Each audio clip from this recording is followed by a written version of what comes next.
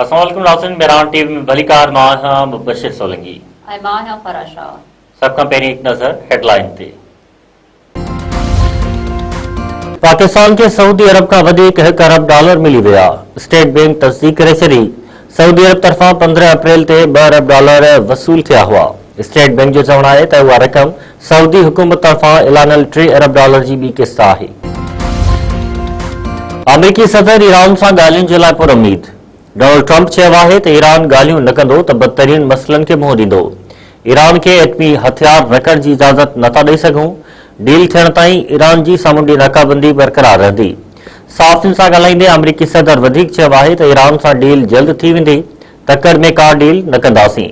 मुआइदो न थियो त जंग यकीनी आहे। जेडी वेंस ऐं स्टीव विटकॉफ ऐं जेरेड कुश्नर इस्लामाबाद वञी रहिया आहिनि। ईरानी पार्लियामेंट जे स्पीकर मोहम्मद बाकिर कालीबाफ चयो आहे त धमकियुनि जे पाछे हेठि ॻाल्हियूं कंहिं बि सूरत में क़बूल न आहिनि। ट्रंप ॻाल्हियुनि जे मेज़ ते हथियार फिटा करण जे मेज़ में तब्दील करण जी कोशिश पियो करे। पंहिंजे बयान में ईरानी पार्लियामेंट जे स्पीकर वधीक चयो आहे त अमरीकी सदर हरमज़ वारे लिंग जी नाकाबंदी करे जंग बंदीअ जी भञकड़ी पियो करे। ईरान गुज़िरियल 2 हफ़्तनि दौरान जंग जे मैदान में नवां पता ॾेखारण लाइ पाण खे तयार करे वरितो आहे। कराची में हथियारबंदनि बदीन वासी डॉक्टर खे क़त्ल करे छॾियो।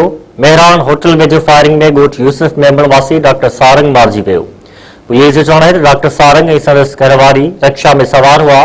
कार में सवार जवाबदारनि संदसि पीछो कयो ऐं डॉक्टर खे गोलियूं हणी क़त्ल करण बैदि फरार थी विया। नवाबशाह में गिरफ़्तार शहदादपुर वासी नौजवान पुलिस जी हिरासत में फौत। चोरी जे इल्ज़ाम हेठि बी सेक्शन पुलिस हथां गिरफ़्तार अरशद भट्टी पुरस्कार नमूने फौत थी वियो। पुलिस मूजिब नौजवान ख़ुदकशी करे पंहिंजी ज़िंदगी जो अंत आंदो आहे। वारसनि पुलिस जे मौक़िफ़ खे रद्द करे छॾियो। नौजवान खे तशद्दुद करे मारण जो इल्ज़ाम, इंसाफ़ जो मुतालबो। दड़े भरिसां पिंजारी केनाल में 3 नींगरियूं बुॾी वियूं। इलाइक़े वासियुनि हिक नींगरी खे बचाए वरितो। 2 भेनरूं बुॾी फौत। फौतुनि में 10 साला निमरा ऐं संदसि भेण 12 साला निदा शामिल। फौती नींगरियुनि जा लाश घर पहुचण ते क़ुराम।